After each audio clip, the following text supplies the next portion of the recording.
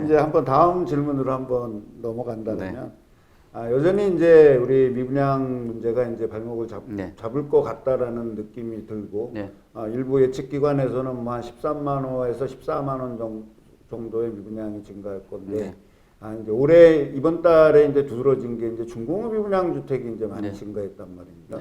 뭐 이번 달에 이제 통계를 봐야 되겠지만 현재 우리 지금 분양 시장이라든지 이런 시장을 놓고 본다라면 중공업 미분양 주택도 지역에 따라서는 상당히 증가할 수 있는 어떤 이런 요소가 있는데 대표님은 이제 어떻게 좀 생각을 하고 계시는지요? 중공업 미분양이 문제가 상당 부분 클 것으로 보여지고요. 이렇게 된다라면 최근에 분양 시장을 고려해 봤을 때 마이너스 프리미엄이라든지 또는 계약을 포기하는 그런 상황들도 있을 수 있다라고 보여져요. 그리고 지금 이 미분양이 왜 또 큰 그런 중공업 미분양들이 계속적으로 일어나냐면 지금 상황에서 아까 전세 얘기했지만 전세 시장도 만만치가 않은 거거든요. 사실 중공업 미분양들이 있으면 소위 말하는 뭐 전세를 맞춰서 좀 정리를 하시는 그런 성향을 갖고 있는 뭐 시행사라든지 아니면 주택 사업을 하시는 분들이 있는데 지금 전세 맞춰가지고 중공업 미분양 터는 것도 쉽지가 않은 그런 상황이. 뭐 전세 가격이 불안하니까. 그렇죠. 그러면은 그 뭐 투자자든 아니면 시행사라든 시행의 주체들 자체나 투자 시장 안에서도 에쿼티가 워낙 들어가다 보니까 그런 것들을 해소하는 거는 굉장히 어려울 것으로 보여지고요. 그다음 사업장 안에서도 지금 주택 경기가 좋지 않다 보니까 이 PF에 대한 그 부실도 우려가 되는 거예요. 준공뿐만 아니라. 이 PF 사업의 가장 문제점들이 뭐냐면 사실상 어떤 개발을 하고 하는 데 있어서 우리가 돈을 빌려줄 때 뭐 이재문 소장님처럼 딱 보시면 사업도 열심히 하시고 그러면 사업을 가지고 돈을 조달을 한다든지 아니면 집에 금송아지가 좀 많을 것 같아요. 금송아지를 딱 담보로 해서 돈을 빌려받든지 해줘야 되는데 이 PF는 사업에 오랫동안 왔던 신용이 아니라 미래의 사업을 보고 했잖아요. 그렇죠. 사업성을 보고 우리가 하는 거죠. 그렇죠. 근데 지금 사업성이 완전히 망가진 그런 상황의 현장들도 많고 그 다음에 실무적으로 접근하면 이런 뭐 PF 해달라고 여러 가지 뭐 문서도 만들고 자료도 다 만들고 해도 사실상 우리나라 PF나 대출 보면은 굉장히 주먹구구식으로 돈 나간 경우도 많습니다.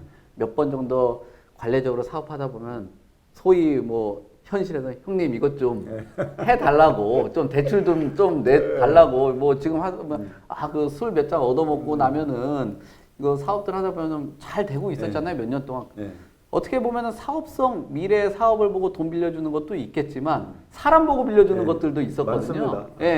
그런 것들이 결국 부실한 사업장들이 많아졌다는 거예요. 그리고 몇 년 동안 저금리 유동성에 기대서 사업이 잘 되다 보니까 그냥 뭐 땅 짓고 헤엄치는 것처럼 그냥 막 땅을 제낀 거죠. 그러다 보면 뭐 분양은 안 되고 앞에서 뭐 브릿지론이라든지 또 사실상 그 책임 준공을 하는 시공사들도 뭐 보증을 못하는 그런 상황이다 보니까 본 PF도 이어지지 않다 보니까 지금 많은 사람들이 중공업 미분양이 악성 미분양이다 해가지고 많은 사람들이 관심이 많은 것 맞아요. 그리고 악성인 것도 맞습니다.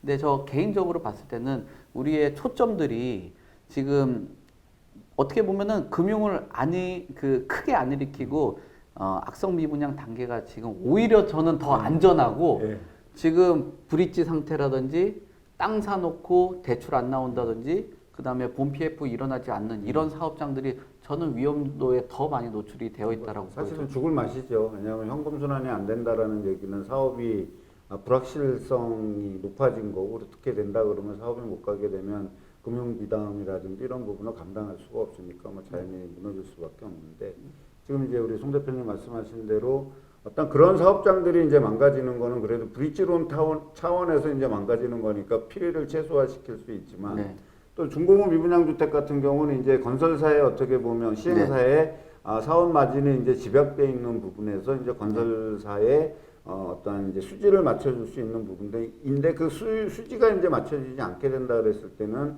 건설사가 자금 경색이 올 수 있지 않겠습니까? 이러면 건설사가 이제 많이 할인하지 않을까요? 당연히 할인하죠. 그리고 아마 약정들을 한 곳도 있을 수 있고 안 한 곳들도 있을 텐데 그런 약정에 따라서 분양 트리거 약정 같은 걸 할 가능성 있는 곳들이 있어요. 그러면 결국 대주단들이나 이런 사람들이 분양 가격을 낮춰야지 그 회수가 빠르다 보니까 이런 것들을 한국 같은 경우는 뭐 상당 부분 분양가 할인을 할 수밖에 없겠죠. 그게 지금 최근 들어서 보도된 내용 보면 서울에서도 지금 35% 할인했다고 하잖아요. 뭐 물론 그런 얘기를 합니다. 혹자들은 여기는 입지가 좀 떨어지고 그다음에 뭐 9번 무순위 청약이 안 됐고 완판을 못 하다 보니까 여기는 특별한 사업장이라 그렇게 할인한다라고 보여지지만 보는 경향들이 있지만 저 생각은 달라요. 오히려 그 몇 년 동안 오히려 분양가 상한제 통제를 안 받고 그냥 가격을 무한정 올렸던 곳들이 더 노출이 많이 되어 있다라고 보여지고 이런 것들은 아까 지적하신 것처럼 작은 경색이 일어난다라는 거는 개발 사업에서 가장 큰 리스크라고 보거든요. 그럼 이런 준공후 미분양의 이런 물량들이 추가적으로 더 쌓이게 된다라면은 리스크가 커질 수밖에 없고 작은 경색에 대한 그리고 또 할인 분양을 할 가능성들이 높아진 거죠. 근데 여기서 문제는 뭐냐면 할인 분양을 하면 두 가지 문제가 생겨요. 또 하나는 이거 할인했는데 추가적으로 더 할인할 거 아니야? 라는 현장에 낙인 효과가 생겨서 최근에 그 수유동에 있는 것처럼 좀 계속적으로 그렇죠. 계속 떨어지는 추가 할인이 이루어질 수 있는 거고 그리고 두 번째로 본다라면은 이런 낙인 효과 외적으로 봤을 때도 그 사업장 안에서 이제 기존에 계약하셨던 분들의 문제예요. 그러면 할인 요구를 한다면 형평성에 이제 문제가 생기죠. 나는 이거 제값 주고 샀는데 7, 8억 주고 샀는데 분양을 해서 한 5억에 팔면은 나는 뭐냐?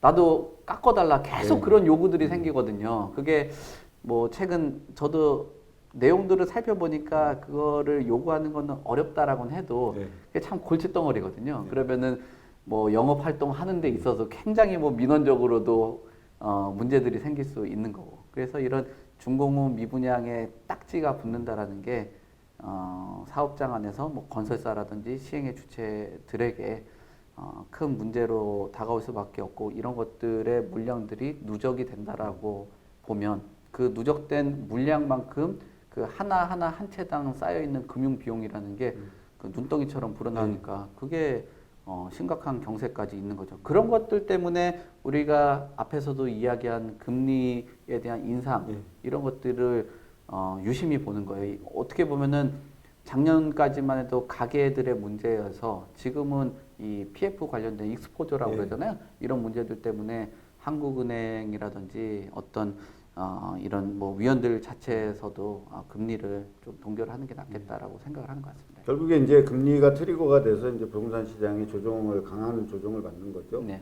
이제 다른 말로 이제 우리가 긴축을 하다가 네. 이제 경기 침체에 대한 우려가 높아지고 우리가 둔화 국면에 이제 진입을 하다 보니 결국에 이제 대외적인 거시 요건이라든지 이제 이런 거보다는 조금 이제 몸을 낮출 수밖에 없는 그런 구조였던 것 같아요. 근데 이제 시장은 지금 빠르게 얼어붙고 있는 상황이잖아요. 네. 작년에 가격도 좀 어느 정도 많이 떨어졌고 거래량도 거의 반토막이 났고 또 지방에서는 이제 주택 공급이 많아지니까 이제 거기에 따르는 어떠한 우려가 있고 그러다 보니까 이제 수도권하고 지방하고 이제 분리가 돼서 이제 지방의 미분양이 한 82% 정도 된다고 합니다. 그러니까 한 7만 5천 가구에서 6만 호 이상이 이제 지방 미분양인데, 자 그러면 지방 미분양에 대한 이 구제를 이제 어느 시기에서는 이제 하지 않겠습니까? 뭐 도덕적 해이라든지 이제 여러 가지 문제도 있고 건설사의 작은 노력이라든지 이런 것도 있지만 이것이 한 10만 호 이상이 넘어가게 된다 그랬을 때는 이게 한국 경제에 상당히 이제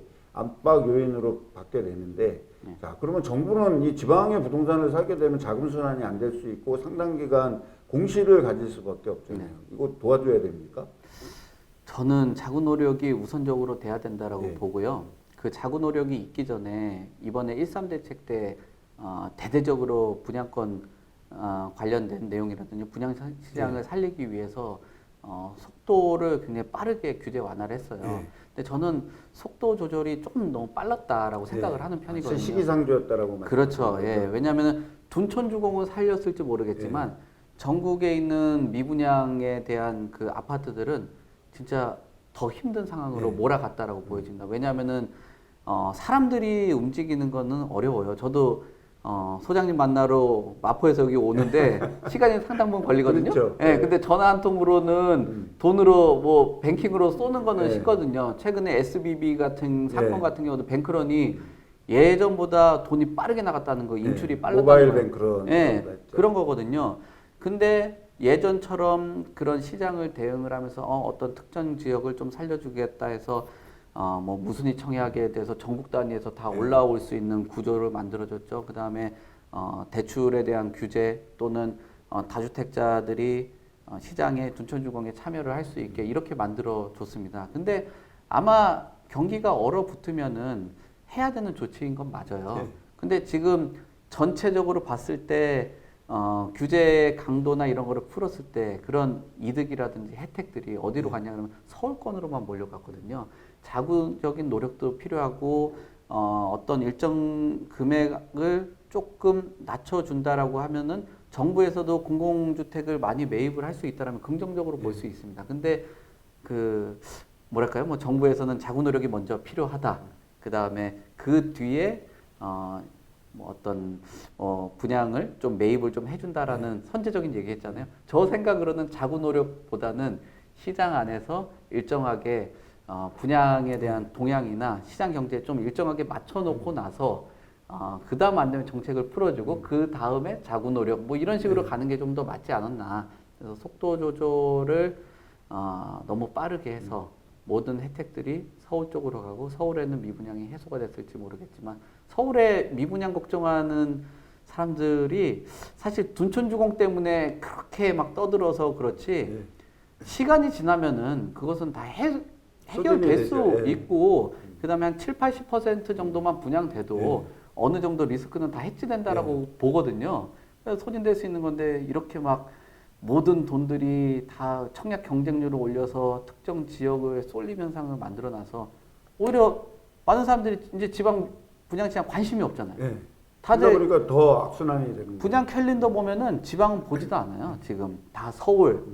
잘해야 수도권에 굉장히 선호도가 높은 지역들, 인접한 지역들, 네. 그 정도까지만 보는 효과거든요.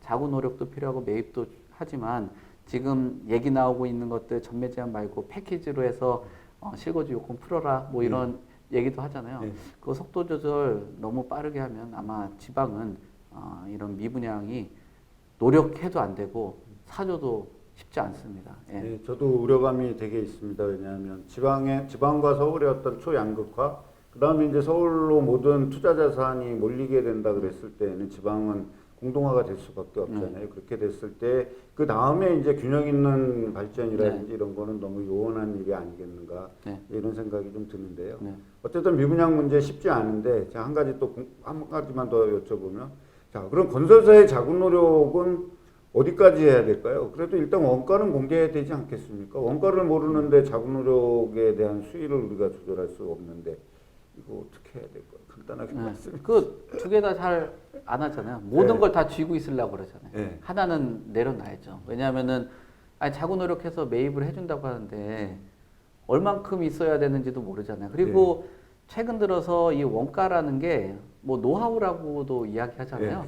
제가 볼 때 그 노하우는 네. 그 리베이트입니다. 예, 그렇죠. 그 노하우는 얼마나 리베이트를 줄이냐 그게 네. 노하우인 거지.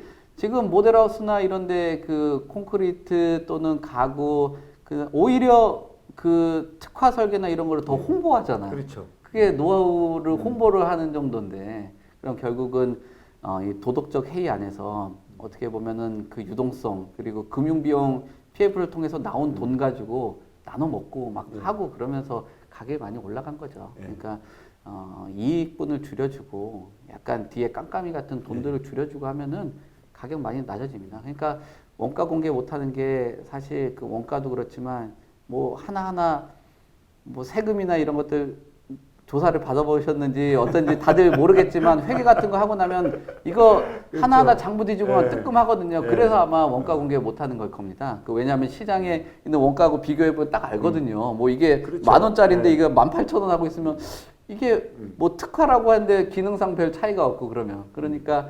원가가 일정 부분 그 뭐 노하우라고 하는 거는 감출 수 있겠지만 시장에 웬만한 사람들 다 하고 공사비나 뭐 표준 공사비 이런 것들 다 나와 있지 않습니까? 그리고 본인들이 엑셀에다가 충분히 다 정리를 다 해놨을 텐데 그 정도 공개해 줄 수 있는 거는 그래도 조금이라도 공개할 수 있는 범위를 넓혀 놓는다라면 뭐 자구 노력에 맞춰서 매입을 해줄 텐데 뭐그 원가도 제대로 공개를 둘 중에 하나 선택을 해야 될 것 같아요. 그렇죠. 원가 예. 공개를 하고 매입을 좀 어떤가. 희망을 하든지 아니면은 그냥 원가 공개 안 하고 본인들이 마케팅을 잘해서 꾸준히 해서 알아서 다 알아서 팔더라. 살던가. 네, 그 그렇죠. 둘 중에 그럼 하나를 원가 해야죠. 공개하는데 세금을 투입해야지 국민도 납득이 가지. 그렇죠. 네, 맞습니다. 네.